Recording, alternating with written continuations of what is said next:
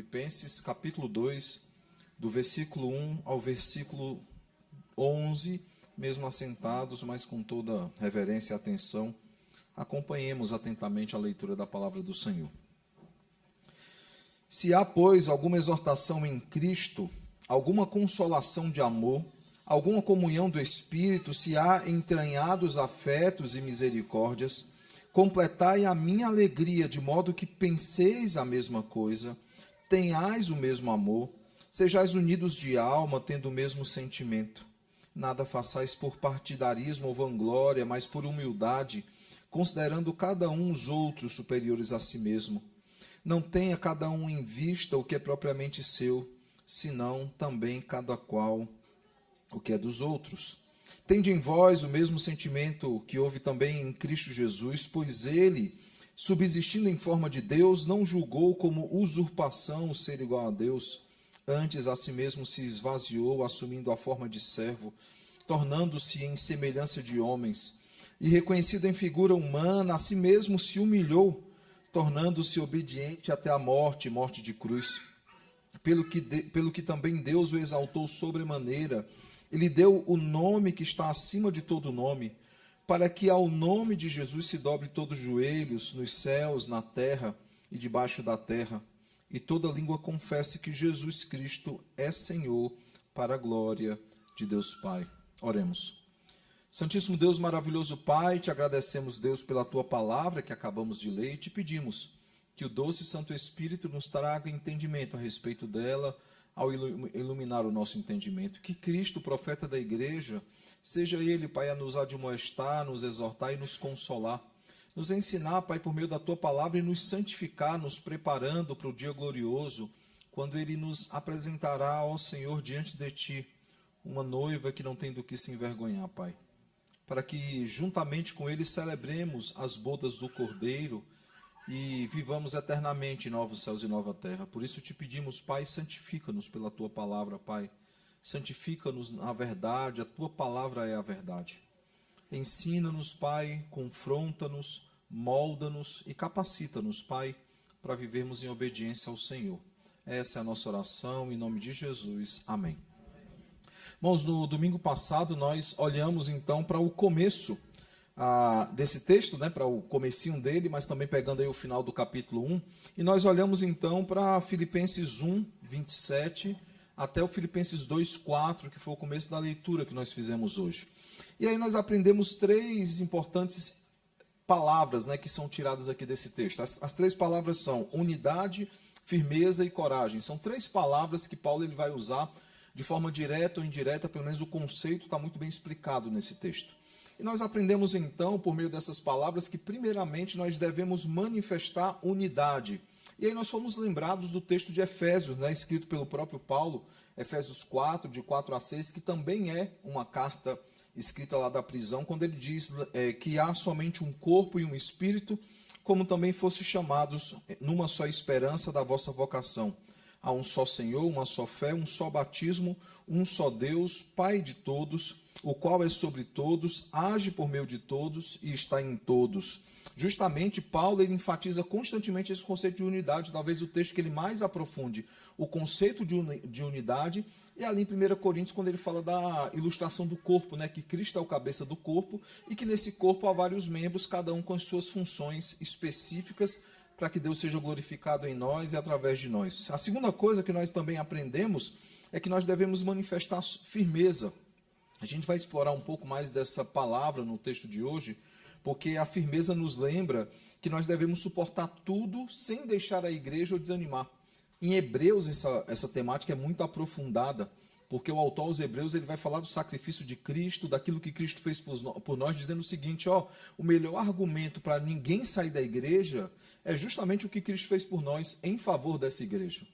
E a firmeza nos leva a isso, irmãos. Nós devemos permanecer firmes, aguentando, suportando todas as coisas. E hoje Paulo ele vai aprofundar isso, mostrando o sofrimento de Cristo como o maior argumento para que não desanimemos. Por fim, nós aprendemos que é necessário também manifestar coragem, né, para suportar toda e qualquer dificuldade, sejam aflições, sejam provações, privações, tribulações, oposições, perdas, enfim, devemos suportar tudo por causa de Cristo. E a pergunta, então, que ficou para a nossa reflexão foi: nós temos agido assim? Nós temos agido com unidade, com firmeza, com coragem? Bem, irmãos, hoje Paulo ele vai continuar aprofundando a discussão e ele vai entrar na temática de sermos imitadores de Cristo. Por quê? Porque ele vai abrir o verso 5 dizendo o seguinte: tende em vós o mesmo sentimento que também houve em Cristo Jesus. O texto de hoje, irmãos, ele vai usar Cristo como exemplo. E antes de nós entrarmos mais no texto e falarmos especificamente sobre ele, é necessário que sejamos instruídos ou lembrados, porque muitos já conhecem, porque eu já expus em aula esse chamado 4 estágios da humilhação de Cristo. É necessário que nós olhemos para os 4 estágios da humilhação de Cristo. Por quê? Porque eles estão presentes nesse texto. Na teologia, esses 4 estados são definidos da seguinte forma: e a humilhação de Cristo começa quando ele encarna.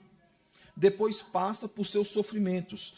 Em terceiro lugar, passa pela sua morte. E em quarto lugar, passa pelo seu sepultamento. A sua exaltação é o retorno de tudo isso. E aí nós vemos então, irmãos, em documentos da igreja, por exemplo, como o credo apostólico, nós vemos que esses 4 estágios eles estão ali presentes. Quando fala que nós cremos em Cristo, que nasceu da Virgem Maria, padeceu sob o poder de Pôncio Pilatos, foi morto, crucificado, sepultado, né? Foi crucificado, morto, sepultado, ressurgiu. Então nós temos essa ideia dos estágios da humilhação e da exaltação de Cristo muito presente nos documentos da igreja. E é importante ainda mais, para que nós entendamos um pouco sobre esses estágios, a gente falar rapidamente sobre eles. Por quê? Porque pouco se fala sobre isso nas igrejas. Na verdade, hoje há um pseudo-evangelho, um falso evangelho, que fala apenas de triunfalismo. O crente parece que não pode passar por problemas. O crente não pode passar por lutas, ele não pode passar por aflições. Eu lembro, né, no meu primeiro aconselhamento pós-ordenação, e foi muito rápido, eu fui ordenado no domingo, na segunda-feira eu precisei correr lá na igreja para esse aconselhamento. Era uma pessoa que era acompanhada pelo pastor titular, ele teve que atender um compromisso médico, né? Ele, além de pastor, ele era médico também, e aí pediu para aconselhar essa senhora, uma jovem senhora, já com mais de 60 anos, acabara de enterrar sua mãe, e ela estava num conflito muito grande. E aí ela pediu para conversar, eu fui lá e ela falou: pastor, eu dediquei minha vida para cuidar da minha mãe, como muitas fazem, muitos filhos, muitas filhas, para cuidar da minha mãe, agora eu a enterrei e eu não tenho sentido mais para a minha vida. Eu não constituí família, eu não segui meus projetos, meus planos, eu me dediquei a ela. E eu conheci um pastor que me falou que se eu aceitasse a Cristo, tudo ia dar certo na minha vida. E as coisas só estão dando errado. Aí eu lembro que ela terminou e falou assim: pastor, eu tenho 63 anos, mas eu sou muito nova para não ter esperança. E eu tive que pregar o evangelho para ela. Explicar justamente que o evangelho não é a certeza que as coisas vão dar tudo certo aqui. A nossa expectativa e perspectiva sempre vai estar na pátria celeste. E Paulo ele vai usar esse mesmo argumento apresentando Jesus como o exemplo para isso. E ele nos apresenta então esses 4 estágios. O primeiro estágio, como já disse, é a encarnação. A encarnação é o momento onde é dado o start no cumprimento do decreto da redenção. E nesse estágio então, que é o primeiro estágio, que é da humilhação, que também vai se completar depois com a exaltação, quando ele tem um corpo transformado, e agora esse corpo, ele não tem mais algumas das limitações que antes ele tinha. Essa encarnação ela é a expressão máxima, irmãos, do amor de Deus e da condescendência do Senhor conosco. O conceito de ser condescendente é o conceito de baixar-se até nós e falar conosco sendo igual. Cristo ele não é só verdadeiro Deus, ele é verdadeiro homem. Ele não é apenas aquele que pode dialogar diretamente com Deus, porque ele também é Deus, mas ele dialoga com aqueles que ele representa, porque ele se encarnou. Por isso ele é o perfeito mediador entre Deus e os homens. Ele é o único que pode fazer essa mediação, porque ele é verdadeiro Deus e verdadeiro homem. Calvino, tratando sobre essa condescendência, ele vai falar que Deus ele usa uma linguagem de aproximação, de acomodação, para que ele seja entendido pelo seu povo. A ideia aqui é, de fato, como um adulto que vai falar com a criança. O adulto, quando ele vai conversar com a criança, ele não fala de cima para baixo. Ele se ajoelha, ele olha a criança nos olhos, ele fala para aquela criança diretamente. Ele não usa atalhos ou outros caminhos. E a ideia da encarnação passa exatamente por isso. Por um Deus que se encarna, um Deus que se revela, um Deus que interage, um Deus que nos salva por meio de Cristo. E lembrando que a nossa confissão de fé diz, irmãos, ele voluntariamente se pôs em aliança conosco. Isso é também um aspecto dele ser um Deus condescendente. ele baixa ao nosso nível e voluntariamente ele faz aliança conosco. Irmãos, ele não precisava nos oferecer nada, ele é o Senhor de todas as coisas, ele é o Criador do universo, a nossa obediência a ele é mais do que a nossa obrigação. Mas ainda assim, irmãos, ainda assim, ele voluntariamente se pôs em aliança com esse povo. A encarnação, assim, ela é a expressão máxima do amor de Deus e da sua condescendência conosco. É claro que no Antigo Testamento nós já temos lá o aparecimento do Cristo, né, chamado de teofania. Ele já aparece no Antigo Testamento. Ele aparece ali a Abraão e a Sara. Ele aparece ali a Gideão. Ele aparece ali a Manoá e a mãe também de Sansão, Manoá, o pai de Sansão, e a mãe de Sansão. Em vários textos bíblicos nós vemos ali o Cristo pré-encarnado aparecendo e lidando com o povo, aquele que é chamado o anjo do Senhor. Mas, irmãos, a teofania, por mais bela que ela seja, ela é limitada, ela é passageira. Já a encarnação, ela é perene, ela é eterna. Cristo, que é a manifestação visível do Deus invisível, após a encarnação, ele permanece na carne eternamente. Ele é um Deus que, após a sua ressurreição, ele pode ser tocado. Ou seja, é aquele que nós veremos em novos céus e nova terra, é com ele que nós lidaremos em novos céus e nova terra. E tudo isso, irmãos, acontece por causa da encarnação. E por mais humilhante que essa encarnação seja, irmãos, era necessário que assim acontecesse para que ele assumisse o nosso lugar, para que ele levasse sobre si os nossos pecados, para que a redenção ela acontecesse. E veja que nessa encarnação, irmãos, e passa pelos estágios da humilhação, é interessante que ele, ao ser humilhado, ou seja, ele está sob o castigo da lei, isso também o exalta, porque ele é o grande cumpridor da lei, o justo pelos injustos. De fato, irmãos, é um ato supremo da condescendência de Deus. Deus, ele não nos deixou sozinhos, ele não apenas cria o homem à imagem e semelhança, ele não apenas faz isso, ele também proporciona e providencia àqueles eleitos de antemão a salvação da condenação eterna. O segundo aspecto que nós temos aqui do estágio, irmãos, que é o segundo estágio, são os sofrimentos. E quando eu uso a palavra sofrimentos, é claro que nós vamos lembrar dos sofrimentos físicos que Cristo ele sofreu em virtude dos açoites, de carregar a cruz e de ser crucificado. Mas, irmãos, não é apenas isso que o aspecto do sofrimento, nesses 4 estágios, ele nos explica. O fato de conviver com pecadores, de sondar o coração de pecadores e lidar com seus pecados, isso também faz parte dos sofrimentos. É interessante que, quando nós falamos de Ló, né, nós sempre falamos mal de Ló, né? Estou falando de Jó. Jó, a gente sempre exalta a paciência de Jó. Estou falando de Ló, o sobrinho de Abraão, a gente sempre fala mal dele, né? Ah, ele escolheu Sodoma e Gomorra, morava lá entre eles. Mas nós já olhamos para Gênesis e eu chamei a atenção dos irmãos para um negócio que está meio solto ali no texto. Quando ele repreende lá aqueles que querem ter acesso aos anjos, né? Que querem, inclusive, violentá-los, ele dá uma opção para eles lá, uma saída, e aí eles falam assim: por quanto tempo você, sendo estrangeiro, acha que poderá julgar sobre nós? Ali já acende um sinal de alerta, nos levando a crer o seguinte: não é a primeira vez que Ló confronta aquelas pessoas. Mas 2 Pedro, capítulo 2, verso 7 e verso de número 8, ele vai mais além, ele aprofunda ainda mais. Diz que os pecados daquela cidade afligiam a Ló. Afligiam a sua alma, porque ele tinha que conviver com pessoas que eram pecadoras, com pessoas que eram ímpias, e ele tinha que conviver com elas, sendo ali um tipo de Cristo. E se até Ló tinha que conviver com esses pecados e aquilo afligia a sua alma, imagine o próprio Deus convivendo com pecadores. Mas além, irmãos, dos açoites, do sofrimento, além de conviver com pecadores, de fato, talvez, acima das limitações físicas, das perseguições, da traição, da zombaria, de Pedro negá-lo, dos discípulos abandoná-lo, apesar de todo esse sofrimento, irmãos, há um sofrimento ainda maior daquele que sofreu por nós e sofreu em nosso lugar. Ele passa pelo Getsêmani, ele passa pelo Gólgota, porque nenhum de nós poderia passar e para que nenhum de nós precisasse passar.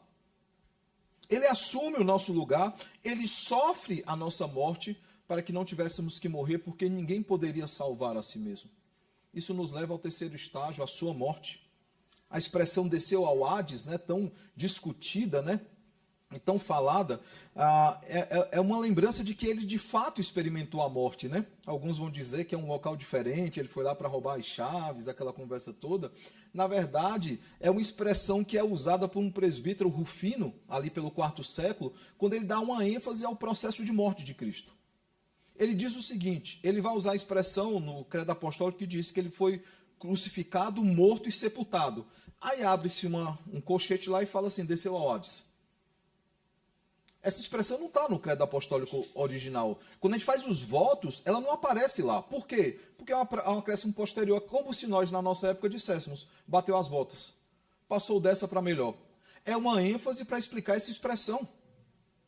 E aí nós temos, então, aqui, ao olhar para essa expressão, a certeza de que ele, de fato, passou pela morte.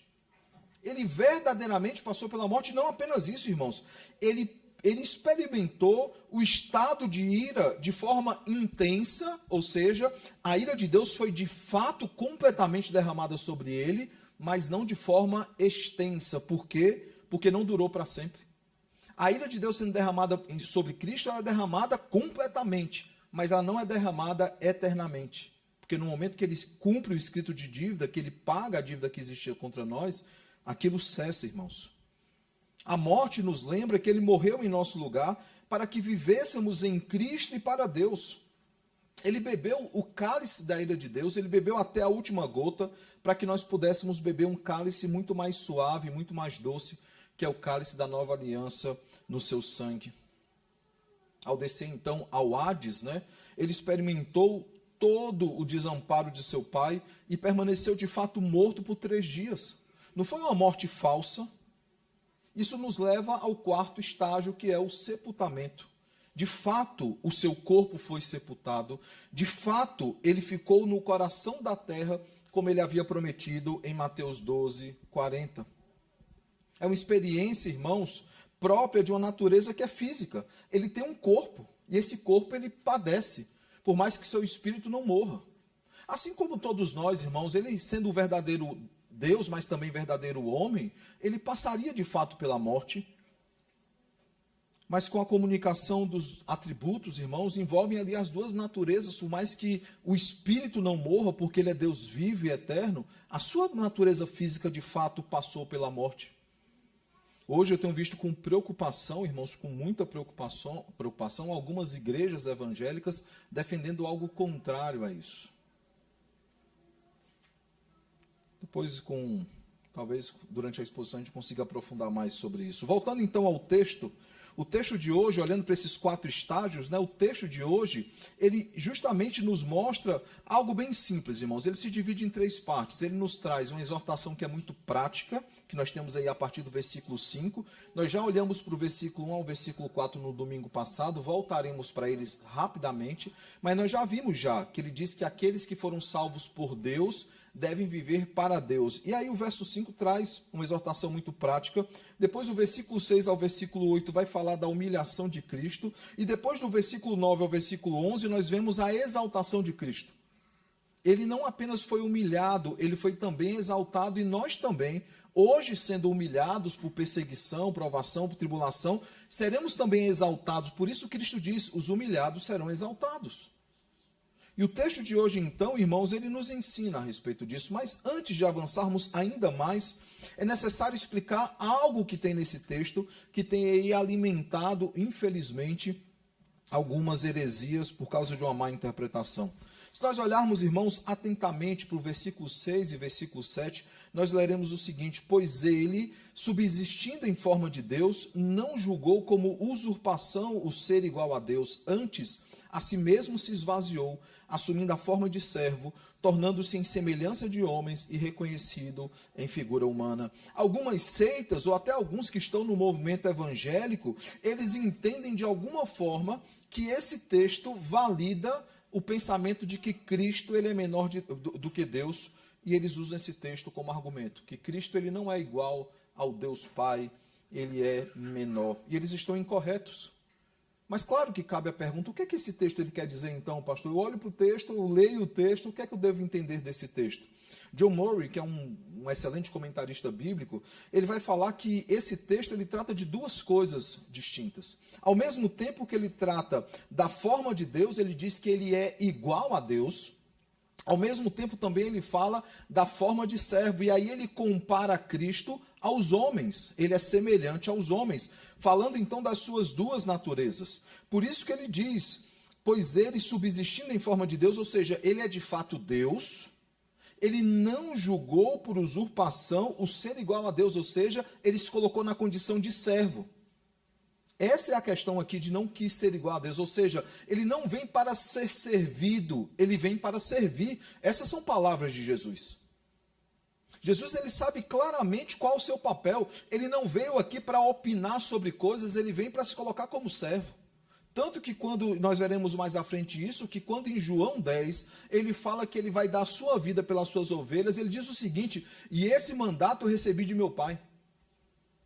Ou seja, ele, é bem claro que ele vem em obediência, ele é submisso ao Pai, mas isso não o diminui como Deus, ele é também verdadeiro Deus. Paulo ele não está dizendo que Cristo se esvaziou da sua natureza divina, ou que Cristo renunciou à sua natureza, não, ele está dizendo que ele continua sendo Deus, mas ele não quer ser tratado ou servido como Deus, ele quer ser tratado como servo. Ele é Deus, irmãos, mas voluntariamente ele se coloca na posição de servo, o servo sofredor. Eis o propósito, irmãos, do texto, e Paulo está tratando sobre isso desde o capítulo 1. Desde o capítulo 1, ele está explorando esse aspecto da natureza de Cristo, a natureza humana de Cristo, de como ele é, sim, verdadeiro Deus, mas ele é também verdadeiro homem. Mas não se esqueçam, irmãos, que a encarnação, ela limita Cristo em algumas coisas. Isso nós não podemos perder de vista. No momento em que ele se encarna, ele passa de forma voluntária até algumas limitações. Por exemplo, ele não pode estar em todos os lugares ao mesmo tempo, como sendo Deus Espírito, ele pode estar. Mas ao mesmo tempo, ele ainda sonda os corações. Ele multiplica pães para alimentar as multidões, multiplica os peixes para alimentar as multidões, mas ao mesmo tempo, irmãos, mesmo fazendo esse milagre, ele não transformou as pedras em pães, algo que foi proposto por Satanás. Ele dá a água da vida para aquela mulher samaritana, mas ao mesmo tempo, ele sendo a água da vida, ele sente sede na cruz do Calvário.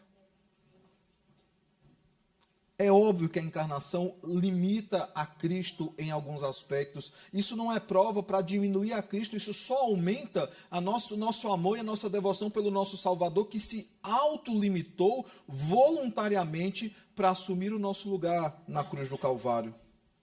Mas ele não deixa, irmãos, de ser quem ele é verdadeiro Deus. Ele apenas se coloca na posição de servo como verdadeiro homem. O versículo 5, então, irmãos, está tratando sobre serviço. E essa é uma palavra-chave no texto de hoje e nas aplicações que nós teremos. E sobre como Cristo ele é o exemplo para nós também sermos servos, assim como ele foi. Essa é a ênfase do texto, irmãos, é o serviço, não os estados em si. E como já visto, irmãos, o versículo 5, vimos isso no sermão passado, ele vai ligar diretamente os versículos 1 ao 4, como também vai ligar os versículos 6 ao 11. Ele é o grande elo que liga essas duas metades do texto. E esse serviço, irmãos, é fruto da obra que ele fez em nós e que ele faz através de nós. Vejam o versículo 1 novamente, nós já fizemos esse exercício no domingo passado, mas vejam aí as expressões que são usadas. Se há, pois, aqui já é uma condicionante, que é a mesma coisa que ele faz em Colossenses 3. Ele diz o seguinte, se vocês foram ressuscitados juntamente com Cristo, aí praticamente tem 2 pontos. Aí ele começa a dizer, buscar as coisas do alto, pensar nas coisas do alto e manifestar as coisas do alto. Se alguém lê o texto e fala assim, não, eu não ressuscitei juntamente com Cristo, então o texto não é para você.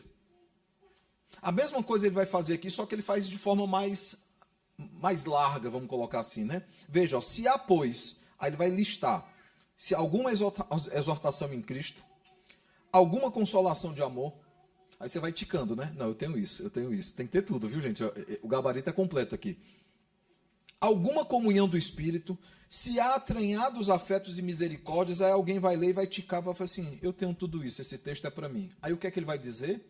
Verso 2, completai a minha alegria. Como é que completa a alegria de Paulo? É a pergunta que se faz. Ele vai dizer, de modo que penseis a mesma coisa, tenhais o mesmo amor, sejais unidos de alma, tendo o mesmo sentimento. Mas ele não para aí, ele continua dizendo, nada façais por partidarismo ou vanglória, ou seja, vocês precisam ser altruístas, mas por humildade, considerando cada um os outros superiores a si mesmo, não tenha cada um em vista o que é propriamente seu, senão também cada qual o que é dos outros. Ou seja, nós precisamos pensar a mesma coisa se somos de Cristo, devemos ter o mesmo amor se nós somos de Cristo, ser unidos com a mesma alma se somos de Cristo, e devemos ser altruístas e humildes se somos de Cristo. E aí, para ficar ainda mais claro isso que ele está nos chamando a fazer, ele vai falar o seguinte, vocês precisam ter o mesmo sentimento que houve também em Cristo. E aí ele vai falar da humilhação de Cristo e, consequentemente, da sua exaltação. O versículo 1, como nós já vimos, então, irmãos, no domingo passado, Deus nos mostra exatamente a obra redentora em nós e o que acontece nas nossas vidas por causa dessa obra redentora. O versículo 1 diz aquilo que Deus fez por nós. Ele nos redimiu, Ele nos regenerou para que sejamos espelhos de Cristo nesse mundo. Mas, ao mesmo tempo, o verso 2 ao verso 4 diz quais são as consequências que precisam existir na vida do crente por causa da obra de Cristo. Falando dessas consequências, irmãos, talvez a grande pergunta que se tem, então, após Paulo apresentar esses argumentos iniciais, a grande pergunta que se tem é o que é que se espera daqueles que são de Cristo? O que é que se espera dos imitadores de Cristo? O que é que se espera dos discípulos de Cristo? E esse texto, então, nos traz um chamado para 3 coisas distintas, irmãos. A primeira coisa, eu tive o cuidado de escolher 3 palavras com a mesma letra para ficar mais fácil a memorização. Eu ia usar a palavra obediência, porque é a palavra que está muito clara aqui no texto, mas as outras palavras tinham S, eu falei, eu vou botar submissão aqui, para ficar mais fácil de memorizar. Talvez você não lembre o sermão todo, mas pelo menos memorizar essas 3 palavras já está de bom tamanho já. A primeira coisa, então, que o texto diz, é que nós somos chamados à submissão. E veja como é que ele diz que Cristo ele foi obediente até a morte, e morte de cruz. E aí ele nos diz que nós precisamos, irmãos, também obedecer a Deus, porque é um mandato do Senhor. Paulo ele está preso. Ele está caminhando para a morte. Isso estava fazendo com que os filipenses desanimassem na fé. E ele falou o seguinte, até Cristo, por obediência a Deus e para cumprir o chamado, ele se entregou por nós. Por que seria diferente comigo? E por que seria diferente com vocês? Lembre, irmãos, Paulo voluntariamente, assim como Cristo voluntariamente se pôs em aliança e se entregou pelos nossos pecados, Paulo voluntariamente se entregou para a prisão e ele ia ser solto em Jerusalém. E porque ele apelou a César, é que ele vai para Roma. E por que ele vai para Roma? Porque Deus já havia dito para ele que ele iria para Roma. Lembrem que, inclusive, o profeta Ágabo faz essa profecia e tenta dissuadir Paulo a não continuar naquele caminho. E Paulo o repreende fortemente. Ao se despedir dos presbíteros em Mileto, os presbíteros de Éfeso, ele diz, vocês não mais verão o meu rosto. Por mais que em algumas cartas haja aquele sentimento, como essa, por exemplo, de ainda encontrar com eles em algum momento, ele sabe que eles não mais seriam vistos. Inclusive, escrevendo a Timóteo, que é o pastor de Éfeso, ele diz o seguinte, eu estou escrevendo porque eu pretendo encontrar com vocês, mas se não for possível, não é que Paulo esteja mentindo, ele sabe que não era possível, mas ele tem um desejo de encontrar com os irmãos.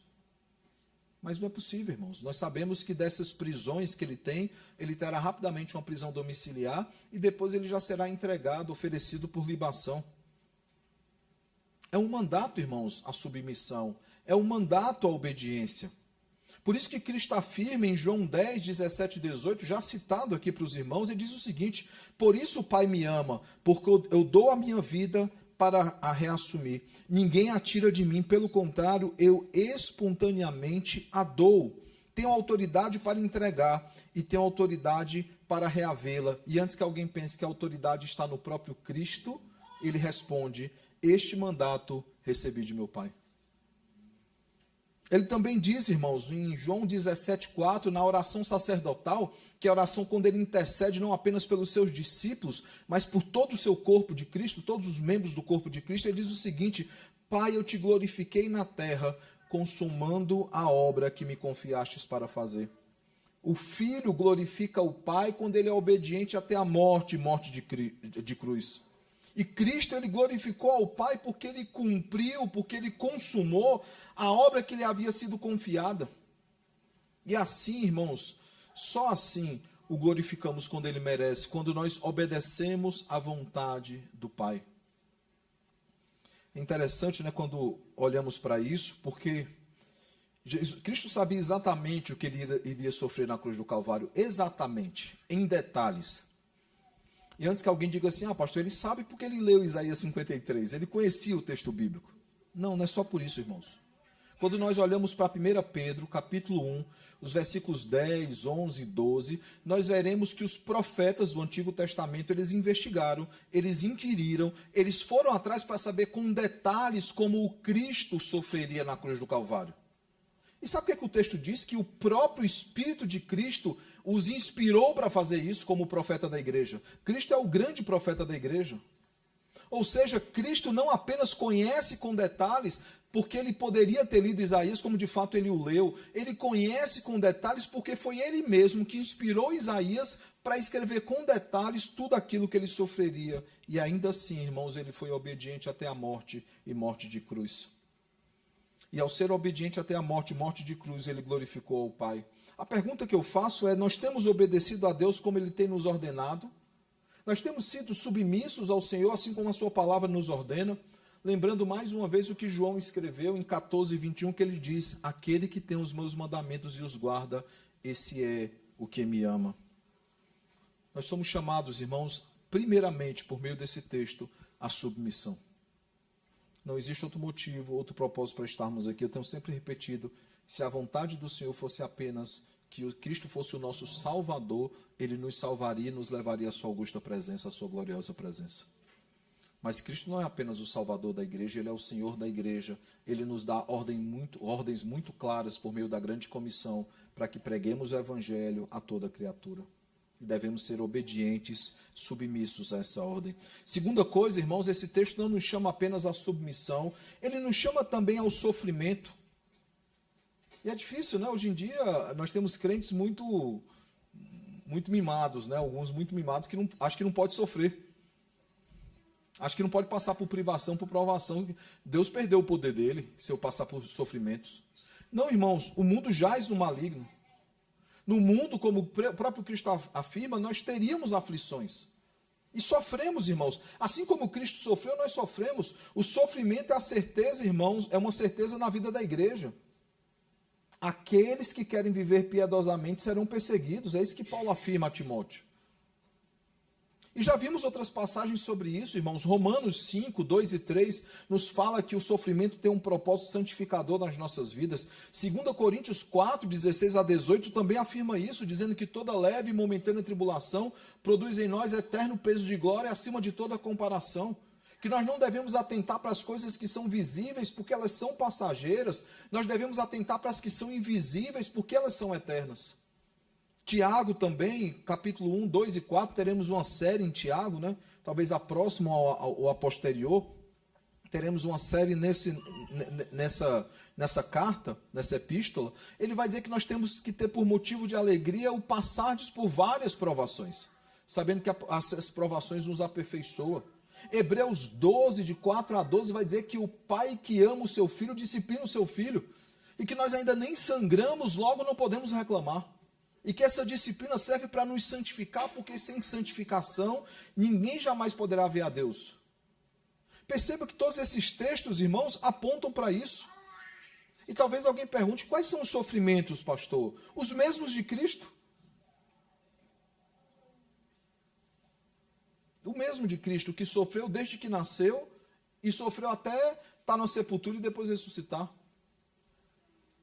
Podem ser físicos? Sim, podem ser físicos, mas não apenas físicos.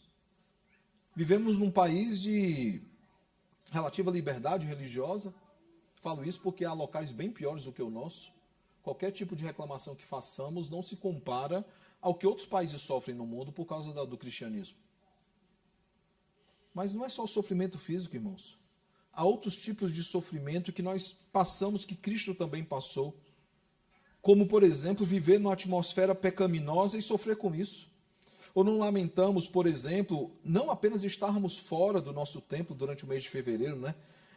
Para qualquer pensamento de liberdade religiosa, isso é um absurdo, sermos impedidos de cultuar, porque resolveram há muito tempo fazer o Carnaval de São Paulo na porta da nossa igreja. Não só isso. Para quem mora em Pinheiros, que é o caso onde eu moro, perto da igreja, aqueles que moram nas adjacências e vê como é o Carnaval em São Paulo, a gente sofre com isso, vendo jovens entregando as suas vidas a drogas e outras coisas. Ter esse sofrimento não apenas não de apontar pecados, mas de ter também empatia, dizendo, se eu não tivesse sido alcançado por Cristo, eu viveria assim, eu viveria pior. Mas também, irmão, sofrer com as limitações físicas. Nós envelhecemos, nós adoecemos. Temos orado pelo Emir, né? Eu não sei quantos conhecem o Emir. Nathalie, não é o nome dela? Dos vencedores? O esposo dela, eu conversei com ela na PECOM essa semana, eu tinha visto apenas foto na internet, né? E eu falei assim, nossa, o que aconteceu com o Emir? Pastor, fomos para o hospital, ele sentiu um incômodo e descobriu que está com metástase. Eu falei assim, mas de uma hora para outra, E temos orado, sabemos que Deus, se for da vontade dele, pode fazer um milagre na vida dele. E nós sofremos com limitações físicas, nós sofremos com privação que a doença nos traz, que outras coisas nos trazem, nós adoecemos. Não é porque viramos crentes que paramos de adoecer. Alguns acham que adoecer é pecado, né? Algum pecado encoberto e não confessado. Não, irmãos, o nosso corpo ele envelhece, o nosso corpo ele adoece. Nós não somos pequenos anjos nesse mundo, não. Nós adoecemos. Nós temos limitações físicas, necessidades físicas. Tudo isso continua acontecendo, irmãos, mas também não apenas com limitações físicas. Nós sofremos com perseguições físicas, nós sofremos com perseguições morais, com perseguições sociais, com traições, com zombaria, privações, provações, tudo que Cristo sofreu, irmãos. Espera-se que aqueles que são de Cristo também sofram. Mas lembremos mais uma vez aquilo que Paulo ele diz, quase que sussurrando aos nossos ouvidos, como um acalento, como uma forma de nos reanimar diante de, ou nos animar, né, diante de situações tão difíceis, quando ele diz que toda leve e momentânea tribulação produz em nós eterno peso de glória acima de toda comparação. É Deus nos lembrando, irmãos, que somos finitos, que somos falhos, mas as tribulações produzem em nós eterno peso de glória. As provações produzem em nós eterno peso de glória. As limitações físicas produzem em nós eterno peso de glória. E ele diz que isso é leve e momentâneo diante da eternidade que teremos com Cristo. O sofrimento, irmãos, além de ser uma marca daqueles que são crentes, ele tem um caráter didático. Deus nos molda por meio das provações e das privações. Por isso que nós temos que ter motivo de alegria ao passarmos por várias provações. É um chamado à submissão, é um chamado ao sofrimento, por fim, é um chamado ao serviço. Essa é a palavra-chave desse texto, irmãos. Serviço. Esse texto ele é, acima de tudo, um chamado ao serviço. Essa é a principal lição. Ele constrói o argumento da submissão, ele constrói o argumento do sofrimento, mas ele quer falar sobre serviço. Nós temos que ter Cristo como exemplo para sabermos o que é servir corretamente. Esse é o argumento central de Paulo. E quem que é o foco do serviço? É Cristo. Ele é o foco do texto. Por quê? Porque ele foi servo. Paulo, o autor do texto, também foi servo. Paulo não está falando de algo que é teórico, ele estava sofrendo na própria carne, na sua própria vida, ele estava sofrendo por causa de Cristo, ele estava sofrendo açoites, prisões, privações, provações por causa de Cristo. Irmãos, Cristo passou por isso. Os discípulos de Cristo passaram por isso. Outros personagens na história, outros discípulos de Cristo durante a história passaram por isso. A pergunta que eu faço é: por que seria diferente conosco? Porque todo mundo na história sofreria por causa do Evangelho, mas a nossa geração seria de alguma forma poupada? A nossa geração, de alguma forma, irmãos, ela simplesmente seria deixada de lado e falar assim, vocês não aguentam esse sofrimento, fica tranquilo. Não, irmãos. Não apenas há vários textos que nos chamam ao serviço, à adoração, a glorificar a Deus, vários exemplos na história nos chamam e nos constrangem a mesma coisa. E quando eu digo a palavra serviço, eu não estou falando de trabalhar na igreja simplesmente. O trabalhar é consequência de sermos do corpo de Cristo e sermos habilitados com dons e talentos. A palavra serviço, a ideia dela bíblica, tanto no Antigo como no Novo Testamento, é uma palavra litúrgica, é uma palavra cultica. Nós servimos ao Senhor quando nós adoramos o Senhor. A tradução ali do texto de Josué, eu e minha casa serviremos ao Senhor, a melhor palavra seria, eu e minha casa cultuaremos ao Senhor ou adoraremos o Senhor. Porque é um estilo de vida. A tradução, dos textos anglicanos, quando fala que eu vou prestar um serviço ao Senhor, acabou que quando é traduzido para o português, ela perde a importância que ela tem. Parece que é só trabalhar na igreja. Irmãos, trabalhar na igreja é uma consequência da nossa salvação, mas não é um meio de salvação. Trabalhar na igreja não te torna um crente. Todo crente tem que trabalhar na igreja, mas simplesmente trabalhar na igreja não te torna um crente, um salvo em Cristo Jesus. E nós temos muitos textos que falam sobre isso. O de Josué, que eu já citei, 24:15, Salmo 100, quando fala da alegria de servir ao Senhor, e servir ao Senhor com todo o seu empenho e dedicação, pois somos dele, feitura dele, criado em Cristo Jesus para as boas obras, como Efésios 2:10 vai nos dizer. Apocalipse 7:15 vai dizer que nós nos colocamos diante do Senhor e o servimos eternamente por causa da obra de Cristo nas nossas vidas. Quando pergunta quem são esses, de onde eles vieram, e o próprio ancião responde dizendo, são estes que tiveram as suas vestes lavadas pelo sangue do Cordeiro e por esse motivo o servem de dia e de noite diante do trono. Nós fomos criados, irmãos, para glorificá-lo, para servi-lo e para adorá-lo, e nós fomos regenerados para o mesmo fim. E Cristo, como vimos, irmãos, ele entendeu que ele não veio para ser servido como Deus, que esse é o argumento de Paulo, mas ele veio para servir ao Deus Pai. Mateus 20:28 nos diz, inclusive, que ele veio para oferecer sua vida como resgate pelos seus eleitos. E assim como para Cristo, que é verdadeiro Deus e verdadeiro homem, o serviço não é uma escolha, para nós também não pode ser uma escolha.